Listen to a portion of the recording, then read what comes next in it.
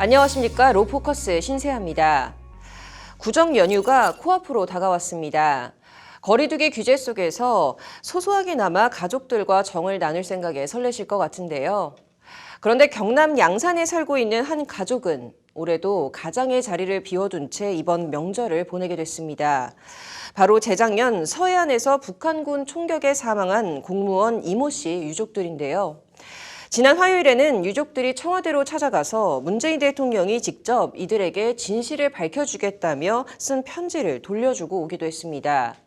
로포커스 이번 주에는 석대성 기자와 서해 공무원 피격 사건에 대해서 다뤄보려고 하는데요.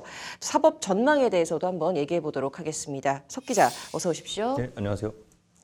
네, 벌써 1년 반이 지났습니다. 그렇습니다. 먼저 좀 당시 사건 좀 재조명 좀 해볼까요? 예, 지난 2020년 9월에 연평도에서 발생했죠. 그 해수부 소속 공무원 이모 씨가 NLL, 그러니까 북방 한계선 너머로 표류했다가 실종이 됐는데 북한군 총격에 의해서 사망한 것으로 유명을 달리했습니다. 그리고 시신은 이제 불태워진 것으로 알려졌는데 아직까지 정확히 밝혀진 사실은 없는 실정입니다. 정부는 이 씨가 개인사 때문에 월북했다고 주장을 하기도 했는데요.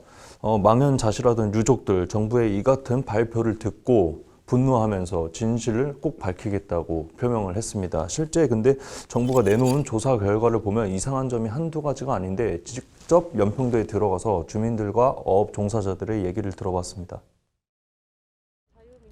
가장 없이 보내는 설 명절, 어느덧 두 번째입니다. 캠핑을 자주 다녔거든요. 캠핑도 가고 집에 오는 날이면은 이렇게 좀 멀리는 안 가도 가까운 곳은 1박 2일로 놀러 다니고 그래. 남편 실종 후 홀로 두 아이를 키운 배우자 권모 씨. 아들은 수능까지 치렀지만 꿈꾸던 육사 진학은 포기해야 했습니다. 아무래도 좀 영향이 있을 것 같아서 이제 포기를 했는데 육사를 포기하고 나니까 가고 싶은 과도 없다면서. 어린 마음에 충격이 크진 않을까. 초등학생 딸에겐 아빠가 외국에서 일하고 있다. 애둘렀다고 합니다. 언제 오느냐고 이제 물어보는데 작년에 물어볼 때는 이제 2학년 되면 올 거라고 했는데 또 올해 물어볼 때는 제가 또 3학년 돼야 올 것 같다 이렇게 얘기를. 아버지의 죽음을 알게 될 날이 언젠가 오겠지만 어머니는 두 아이가 월북자의 자식이라고 낙인 찍히는 게 더 두렵습니다. 정부는 이 씨가 도박빚이 있었다는 것, 그리고 표류 당시 구명조끼를 입고 있었던 점 등을 이유로 월북에 무게를 뒀습니다.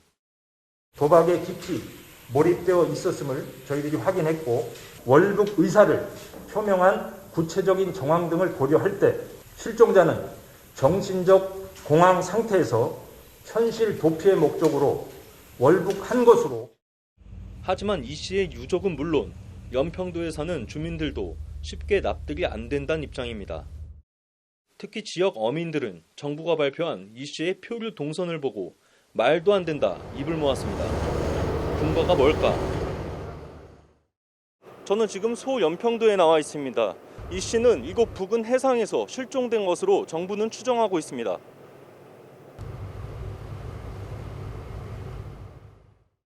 이 씨가 실종된 지점은 소연평도에서 남쪽으로 2.2km 떨어진 곳.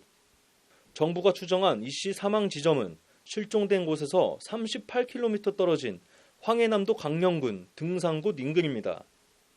정부 주장대로면 이 씨가 해상 경계를 뚫고 38,000m를 갔다는 겁니다. 여기 충격에 왜 이리로 가? 차라리 저쪽으로 해가지고 가려면 그쪽으로 가지. 요번에 넘어간 대로. 그냥 땅으로 위치로. 그럼 넘어가지 왜 이리로 가? 힘들게. 연평도 물살은 시계 반대 방향으로 돕니다. 이 때문에 이 씨가 부유물을 타고 있었더라도 물살을 거슬러 38km를 가는 건 불가능하다는 게 40년 뱃사람들의 주장. 물살이 셀 때는 불과 몇 미터도 나아가지 못한다고 합니다. 소연평 남쪽에서 실종이 됐다라고 보면은 그 소연평 동단 쪽으로 올라가는 물줄기하고 바람 방향하고 돌면 다시 턴해서 내려오게 돼 있거든요. 그 물살을 빠져나가기는 동력이 있으면 몰라도 인력으로나 탔던 거 하든 어렵다. 이 씨의 월북을 주장했던 해경의 더미 표류 실험 보고서입니다. 이 씨 실종 당시와 조석, 풍향이 유사했던 때 인체 모형을 해상에 투하했는데 경비함정이 소연평도 남서방으로 3.7km 떨어진 곳에서 발견했다고 합니다. 해경은 이 씨가 강령군 해상까지 갔다고 했지만 인체 모형은 대연평도에도 미치지 못하고 오히려 실종 지점보다 더 뒤에 있었습니다.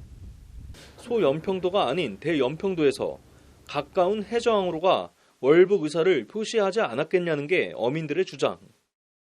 연평도에서 평생을 살았다는 한 노인은 취재진과 만난 자리에서 거듭 의아하단 반응을 보였습니다. 미스테리야 사실. 아직 확실하게 밝힌 건 없잖아.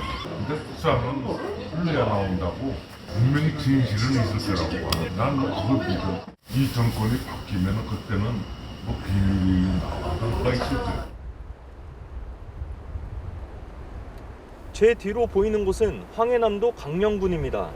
70년 넘도록 지속되고 있는 분단국가의 아픔은 다음 세대와 그 다음 세대에게까지도 회복할 수 없는 상처를 남기고 있습니다. 법률방송 석대성입니다.